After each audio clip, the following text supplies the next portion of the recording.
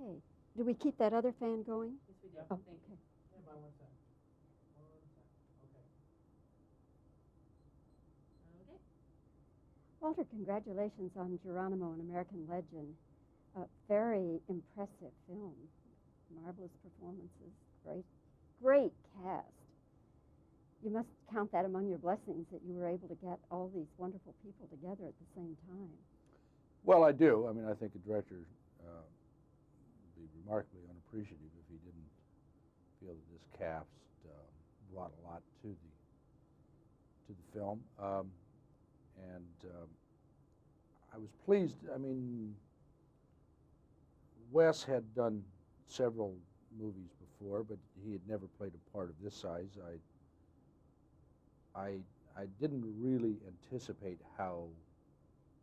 I thought he'd be very good in the film. I don't want to misstate this, but at the same time, he brought a dimension to it that I wasn't even aware that he had. That we had met, we tested, I had seen his other films and all that, but and there was something about him that I definitely wanted to, because I could have found people that looked a little more like Geronimo than Wes, but I just thought he brought something that would be transcended. But even in my wildest imagination, I didn't think he'd be as good as I think he turned out to be. Gene and Bob, I'm deeply appreciative in the sense that these were not huge parts. You know, they're used to playing very sizable parts in motion pictures. And they've both reached a kind of legendary status in the American acting world, I think, and that's something you earn. It's not given to you. So I was pleased. They obviously thought that there was something in the story that they thought should be brought to the screen and that they could help in. And Jason, of course, is I think a really remarkable young actor. He doesn't work very much. You know, it's very difficult to get him to do a movie. He's very shy, but he's got amazing gifts, and I think he's going to have a wonderful career. How did you happen to think about him? I had seen Rush. I thought he was very good in that, and I'd seen one other film that he had done. And I thought he had a kind of intensity without having to be intense, you know, in behavior. And I thought that there was an awful lot happening, because I knew that the part that that Gatewood was one of those parts that had to suggest a lot more than was simply on the page. And the conception of the part was this gentleman officer, the warrior poet. A little different, you know, most of your protagonists are anti-heroes anymore, and this it was a little different. I thought he could pull it off, and he had to learn an accent, and he had to learn to ride, you know, and he became a very intense student, and he gave everything to the film, and I think has ended up giving a marvelous performance. When people see this movie, I think they will realize that it isn't to be compared with Dances with Wolves, but until they see it, people are going to have a tendency to do that. What is your reaction to those kinds of comparisons? Well, I hope just as many people come to see it to compare, and then they can draw their own conclusions. No, I think this movie got made in part because of Dances with Wolves and the terrific success that it had, and we're all, I think, very much in its debt. You know, it was a remarkable film to have gotten made and had a remarkable success. Were you kicking around the idea of doing this even before Dances with Wolves? Well, I've been working on this movie 5 years. I don't really know the antecedents about Dances with Wolves and all that, but I put this into development at another studio about 5 years ago. My interest originally was chiefly, I have to say, mainly the cavalry point of view and the ambiguities within the cavalry. But as the movie developed and one thought about it, one got much more into the Apache side of things too. That was inevitable, and I think proper. I think it actually goes about as deeply into the Apache side as somebody from an Anglo culture can go. I think the next step, I think there's another movie to be made about Geronimo, and probably should be made, but I think it really has to be made by someone from within that culture. And this, I think, is about as far as you're going to be able to go, given the constrictions of language and knowledge, intimate knowledge about the culture. Well, Walter, again, I'll say that it's an impressive picture, and I hope it does well for all of you. I would certainly recommend that all Americans and Native Americans, take a look at it. Thank you very much. Thank you for your time today. Yes, people. Leili. Yes. And may I call you Leili? Please. And my name is Bobbie. Hi, Bobbie. In your country, do people usually call one another by the first name? Yes, yes. Oh, all right. The last name is only used when you put down the paper. Ah, okay, so Leili it is then. I was very impressed with this movie, extremely impressed by everything, by the story, by Oliver Stone's filmmaking, everything. It's an extremely impressive movie.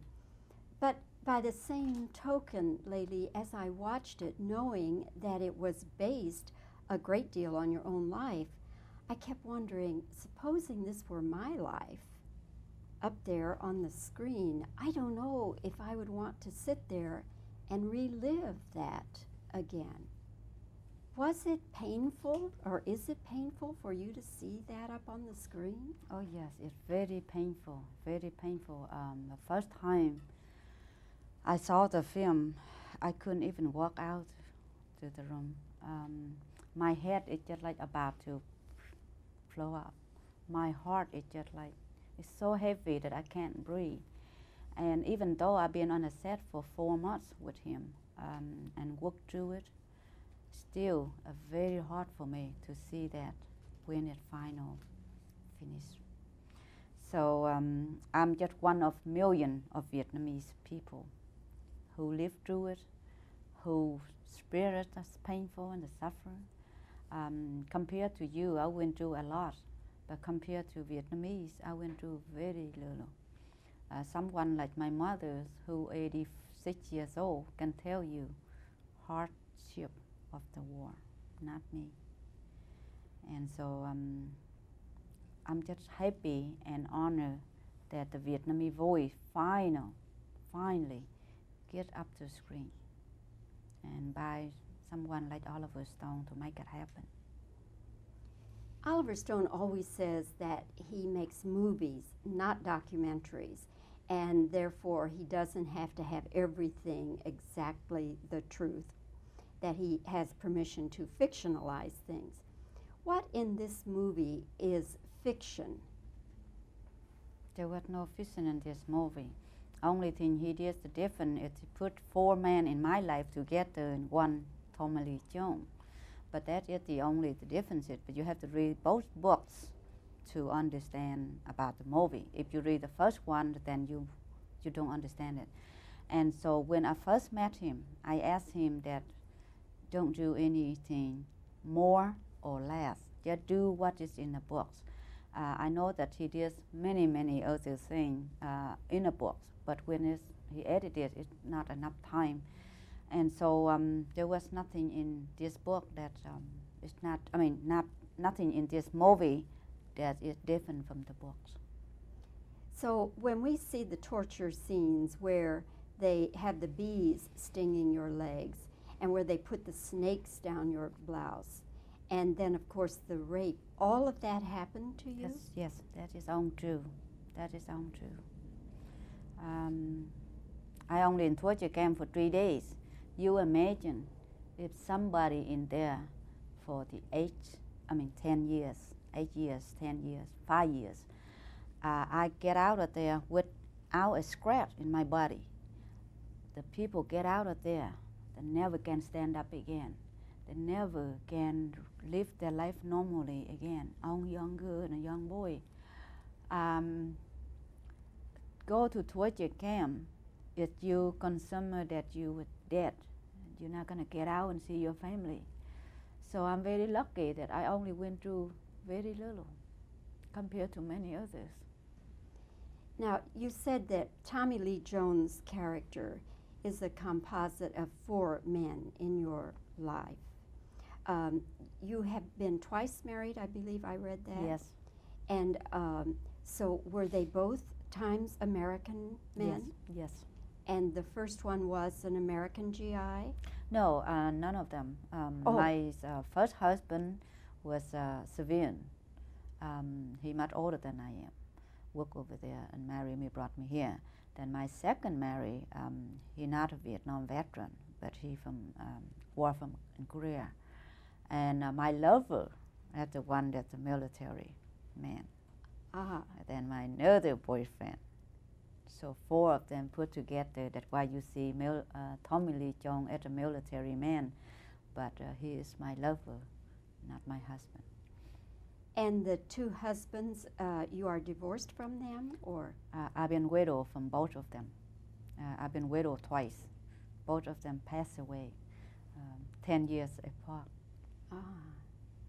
I can identify with that. I too am widowed, so I can identify with that. Yes. Well, Layli, it is such an honor to meet you. In my own family, my brother took a Vietnamese boy into his home, and he is part of our family, and now he is married. So I am very close to the Vietnamese people, and it's a great honor to meet you. Well, thank you. Thank you for giving me a voice and giving me a chance to express my feeling to our people. Thank you, Layli. Well, thank you. What a lovely